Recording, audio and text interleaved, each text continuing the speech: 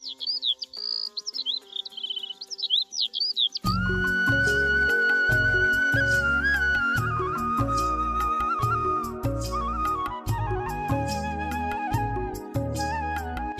नाम के गांव में काफी हरियाली और सुख शांति बनी रहती है।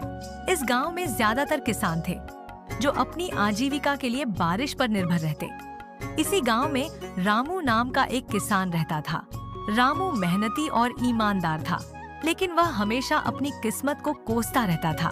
और आखिर कोसे भी क्यों ना, रामू बहुत मेहनत करता था, परंतु उसकी फसल कभी समय पर नहीं पकती, और जब पकती तो बारिश या सूखा सब बर्बाद कर देता। एक दिन इसी तरह काम करने रामू सुबह सुबह अपने खेत पर पहुंच जाता है। रामू के पास एक छोटी सी जमीन थी जो अगल बगल से दूसरों की जमीन से जुड़ी हुई थी। रामू जब अपने खेत पर पहुंचा तो उसने देखा कि उसके अलावा अगल बगल के खेतों पर काम करने कोई भी नहीं आया था। ये क्या, अब तक कोई नहीं आया। लगता है किसी को कुछ पड़ी ही नहीं है। चलो, अब इनके लिए तो मैं कुछ नहीं कर सकता, पर कम से कम अपने खेत का काम तो कर सकता हूँ। फिर वह कुदाल लेकर अपने खेत पर काम करने लगा। काम करते करते सुबह से दोपहर हो गई, लेकिन रामू अपने काम में इतना व्यस्त था कि उसे समय का पता ही नहीं चला। तभी थोड़ी देर में उसकी पत्नी गौरी उसके लिए खाना लेकर आती है। अरे सुनते हो, आओ आकर खाना खा लो। गौरी की आवाज सुनकर रामू को एहसास हुआ कि दोपहर हो चुकी थी। अरे यह क्या, दोपहर हो गई और मुझे पता ही नहीं चला। चलो, अब गौरी खाना लेकर आ गई है तो खाना खाकर थोड़ा आराम करता हूँ, फिर खेत का काम पूरा कर लूंगा। गौरी ने देखा कि रामू बहुत थका हुआ है। उसने चिंता से पूछा, क्या हुआ जी? लगता है आज कुछ ज्यादा ही थक गए हो। हाँ, आज सुबह से लगातार खेत में काम कर रहा हूँ, पता ही नहीं चला कि कब सुबह से दोपहर हो गई। आप इतनी मेहनत करते हो, फिर भी किस्मत को क्यों कोसते हो? मेहनत का फल जरूर मिलता है। हाँ गौरी, पर यह कल कब आएगा? मैं जब भी सोचता हूँ कि इस बार कोई परेशानी नहीं होगी, तब कोई ना कोई मुसीबत आ ही जाती है। आप बस मेहनत पर ध्यान दो। मुझे पूरा भरोसा है कि एक दिन आप खुद कहोगे, किस्मत मेरा साथ दे रही है। देखते हैं गौरी, वो दिन कब आता है। रामू फिर से खेत में काम करने लगा। तभी उसका पड़ोसी हरी आया और बोला, रामू भाई, क्या हाल है? लगता है आज जल्दी आ गए खेत पर। जल्दी? हरी भाई, दोपहर हो चुकी है, तुम आज बहुत देर से आए हो। हाँ भाई, आज जरा देर से उठा तो सोचा दोपहर का खाना खाकर ही खेत पर आऊं। क्या हुआ रामू भाई? खेत तो अच्छा लग रहा है, लेकिन तुम्हारा चेहरा बताता है कि तुम्हारा काम अब तक शुरू भी नहीं हुआ। कुछ नहीं भाई, बस अपनी किस्मत को लेकर थोड़ा परेशान था। अरे रामू भाई, कब तक अपनी किस्मत को कोसते रहोगे? किस्मत के भरोसे चलोगे तो कुछ नहीं बदलने वाला। तो क्या करूं भाई, पिछले साल बाढ़ आई, फिर सूखा पड़ गया, और इस साल जब सब ठीक था तो अनाज के दाम गिर गए। रामू भाई, मेहनत का फल जरूर मिलता है। कभी कभी हमें किस्मत को बदलने के लिए खुद कदम उठाने पड़ते हैं। भाई, मैं कुछ समझा नहीं, जरा विस्तार से बताओ। रामू भाई, खेती के अलावा तुम और क्या करते हो? मेरे पास खेती के अलावा और कोई काम नहीं है। मेरे पिता और दादा भी यही करते थे। भाई, वो पहले का समय था, अब तुम्हें खेती के साथ कुछ और भी करना पड़ेगा। हरी भाई, खेती के अलावा क्या करूं? भाई, बताऊंगा नहीं, दिखाऊंगा। रामू को पहली बार लगा कि शायद उसकी किस्मत बदलने वाली है। पहले तुम फटाफट से अपना सारा काम निपटा लो और मैं मेरे खेत का काम कर लेता हूँ। फिर मैं तुम्हें मेरे साथ अपने घर ले जाता हूँ। ठीक है भाई, मैं अभी अपने खेत का काम निपटा लेता हूँ। फिर दोनों अपने अपने खेतों में काम करने लगते हैं। रामू ने अपने खेत का काम सुबह जल्दी आकर शुरू किया था, इसीलिए उसका काम जल्दी हो जाता है। रामू अपने खेत का काम करके हरी के खेत के पास जाकर खड़ा हो जाता है और हरी को काम करता देख मन ही मन सोचता है कि हरी भाई की मदद कर देता हूँ, ताकि उनके साथ उनके घर जाकर पता कर सकूं कि वह क्या दिखाना चाहते हैं। हरी भाई, रुको, मैं आपकी मदद कर देता हूँ ताकि आपका भी काम जल्दी हो जाए। ठीक है भाई। भाई फिर क्या था, रामू भी हरी के खेत में उसके काम में मदद करने लगता है।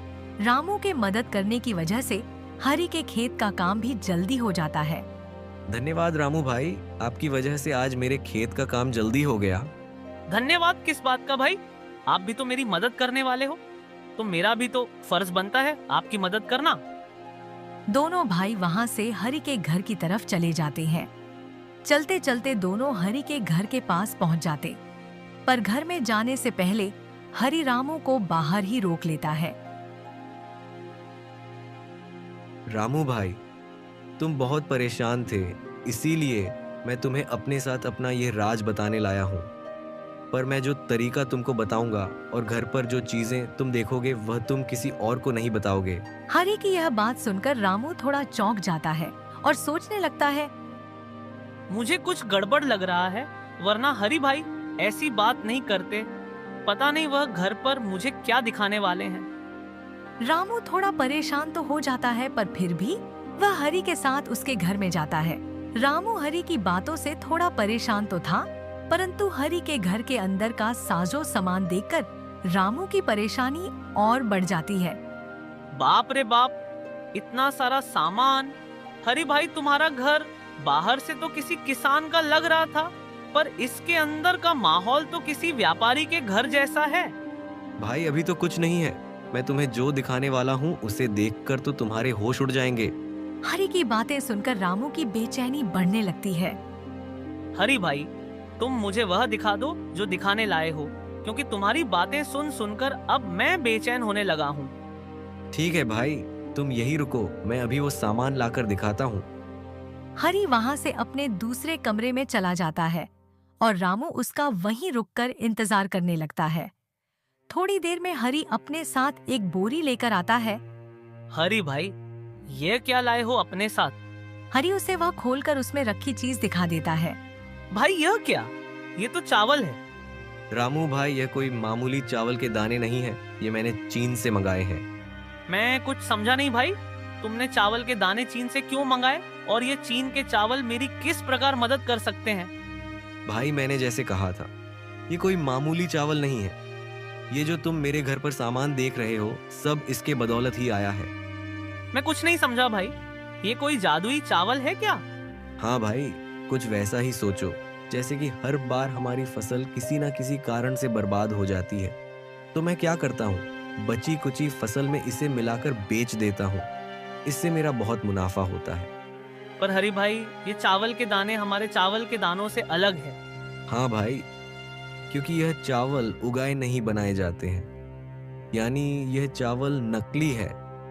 हाँ, कुछ ऐसा ही समझो, पर इसको अगर हम दूसरे चावल में मिला दें तो किसी को पता नहीं चलता है कि यह नकली चावल है, और इसे बेचकर मुनाफा भी तगड़ा होता है भाई। पर यह तो गलत है। ऐसे नकली चावल कोई व्यक्ति खाएगा तो उसकी तबीयत खराब हो सकती है। हाँ, तो उससे हमें क्या, हमें तो इसे बेचकर मुनाफा मिलेगा, हम उसमें खुश। हम दूसरों की क्यों सोचें? जब हमारी फसल खराब हो जाती है और हमारे घर वाले भूखे मरते हैं तो कोई पूछने आता है क्या? तो हम क्यों दूसरों की सोचकर अपना नुकसान कराए? भाई यह गलत है। मैं अपने फायदे के लिए किसी की जान से नहीं खेल सकता। भले ही मैं कितनी भी तकलीफ में क्यों ना रहूं, पर मैं किसी और के जान के साथ खिलवाड़ नहीं कर सकता। नहीं भाई, यह काम मुझसे नहीं हो सकता है, चाहे कितना भी फायदा क्यों ना हो। रामू हरी के घर से निकल जाता है। रामू फिर से परेशान होकर अपने घर की तरफ चल पड़ता है।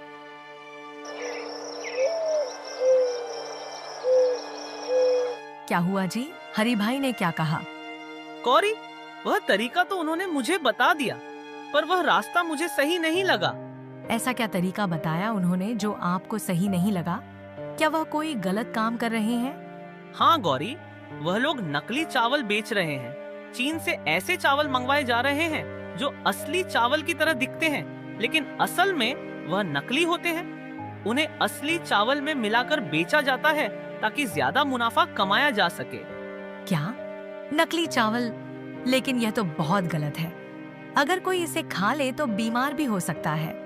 इसीलिए मैंने वह रास्ता नहीं चुना गौरी। मैं नहीं चाहता कि मेरी किस्मत सुधारने के लिए किसी और की जान से खिलवाड़ करूं, चाहे मैं कितनी भी परेशानी में क्यों न रहूं। पर मैं गलत काम करके अपनी आत्मा को बोझिल नहीं करना चाहता। आपने बिल्कुल सही किया जी। हमें अपनी मेहनत पर भरोसा रखना चाहिए। गलत रास्तों पर चलकर जो सुख मिलता है वह ज्यादा दिन नहीं टिकता। दूसरे दिन रामू खेत पर जा रहा था। तभी वहाँ एक साधु मिलता है। अरे भाई, कहाँ जा रहे हो? बाबा, मेरे खेत में जा रहा हूँ। तुम तो उदास लग रहे हो भाई, क्या बात है? रामू ने सारी बात बाबा को बताई। या तभी बाबा बोले, भाई तुम एक काम करो, गांव के लोगों से ताजे फल या सब्जी खरीद कर शहर में जाकर बेच दो। अरे हाँ बाबा, ये विचार अच्छा है। मैं अभी से ये काम शुरू करता हूँ। रामू की आंखों में चमक आ गई। वह घर लौटा और गौरी को सब कुछ बताया। गौरी भी बहुत खुश हुई और बोली, ये तो बहुत अच्छी बात है जी। मैं भी आपका साथ दूंगी। हम दोनों मिलकर यह काम करेंगे। रामू ने अगले ही दिन गांव के कुछ किसानों से बात की और उन्हें समझाया कि अगर वे अपने फल और सब्जियां शहर में बेचेंगे तो उन्हें ज्यादा मुनाफा मिलेगा। शुरुआत में कुछ किसानों को भरोसा नहीं हुआ, लेकिन जब रामू ने बाबा की मदद से एक छोटे व्यापारी से संपर्क किया तो धीरे धीरे किसान भी उसके साथ जुड़ने लगे। कुछ ही महीनों में रामू की मेहनत रंग लाने लगी। अब वह रोजाना ताजी सब्जियां और फल शहर में बेचता और अच्छा मुनाफा कमाने लगा। उसका नाम धीरे धीरे आसपास के गांवों में भी मशहूर हो गया। गांव के अन्य लोग भी उसकी ईमानदारी और मेहनत को देखकर प्रेरित होने लगे। एक दिन हरि भाई, जिसने रामू को नकली चावल बेचने का प्रस्ताव दिया था, बाजार में आया और रामू का कारोबार देखकर चौंक गया। उसने ताना मारते हुए कहा, अरे रामू, तूने मेरी बात मानी होती तो आज अमीरों में गिना जाता, लेकिन तू अभी भी सब्जियां बेच रहा है। हरी भाई, मैं भले ही सब्जियां बेच रहा हूँ, लेकिन मेरी कमाई ईमानदारी की है। रात को जब सोता हूँ तो मेरी आत्मा पर कोई बोझ नहीं रहता। मेरे परिवार को पेट भर खाना मिलता है और मुझे अपने काम पर गर्व है। अमीरी केवल पैसे से नहीं, मन की शांति से होती है। हरि भाई रामू की बात सुनकर चुप हो गया। उसे समझ आ गया कि असली सफलता केवल पैसों में नहीं, बल्कि ईमानदारी और संतोष में होती है। रामू की ईमानदारी और मेहनत से उसका व्यापार दिन ब दिन बढ़ता गया। अब वह सिर्फ अपने गांव तक सीमित नहीं था, बल्कि आसपास के गांवों के किसान भी उससे जुड़ने लगे थे। उसकी पत्नी गौरी भी उसकी पूरी मदद करती और दोनों मिलकर अपने व्यापार को आगे बढ़ा रहे थे। एक दिन गांव के मुखिया रामू के घर आए और बोले, हमने पंचायत में मिलकर यह तय किया है कि तुम्हें गांव की व्यापार समिति का अध्यक्ष बनाया जाए। अब से कोई भी व्यापारी किसानों का शोषण नहीं कर सकेगा। यह तुम्हारी जिम्मेदारी होगी कि सभी को उनके उत्पादों का उचित मूल्य मिले। मुखिया जी, मैंने तो बस मेहनत और ईमानदारी से अपना काम किया है। अगर मेरा यह छोटा सा प्रयास गांव वालों के लिए फायदेमंद साबित हुआ तो इससे बड़ी खुशी और क्या होगी। रामू यह सुनकर आश्चर्यचकित रह गया। उसे विश्वास ही नहीं हो रहा था कि जो व्यक्ति कभी गरीबी से जूझ रहा था, आज गांव के व्यापार समिति का अध्यक्ष बनने जा रहा है। उसने खुशी खुशी यह जिम्मेदारी स्वीकार कर ली और किसानों की भलाई के लिए और भी मेहनत करने लगा।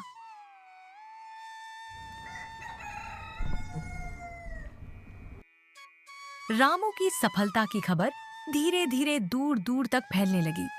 कई युवा उससे प्रेरित होकर ईमानदारी और मेहनत की राह अपनाने लगे। गांव में खुशहाली बढ़ गई, किसान आत्मनिर्भर हो गए और व्यापार भी बढ़ने लगा। एक दिन हरि भाई, जिसने रामू को नकली चावल बेचने का प्रस्ताव दिया था, फिर से उसके पास आया। अब वह पहले जैसा अहंकारी नहीं था, बल्कि सिर झुकाए खड़ा था। उसने धीरे से कहा, रामू, मैंने हमेशा लालच और बेईमानी से पैसा कमाने की कोशिश की, लेकिन अब समझ आ गया कि असली सफलता ईमानदारी और मेहनत में है। मैं अपनी गलतियों के लिए माफी मांगता हूँ। क्या तुम मुझे अपने साथ काम करने का मौका दोगे? हरि भाई, हर इंसान को अपनी गलती सुधारने का मौका मिलना चाहिए। अगर आप सच में मेहनत और ईमानदारी से काम करना चाहते हैं तो मैं आपको जरूर एक मौका दूंगा। हरि भाई ने सिर झुकाकर रामू का धन्यवाद किया और उसकी टीम में शामिल हो गया। यह कहानी से हमें यह सीख मिलती है कि ईमानदारी और मेहनत से कमाई गई सफलता न केवल हमारी जिंदगी बदलती है, बल्कि दूसरों के लिए भी प्रेरणा बनती है। सच्ची खुशहाली और सम्मान उन्हीं को मिलता है जो सही रास्ते पर चलते हैं।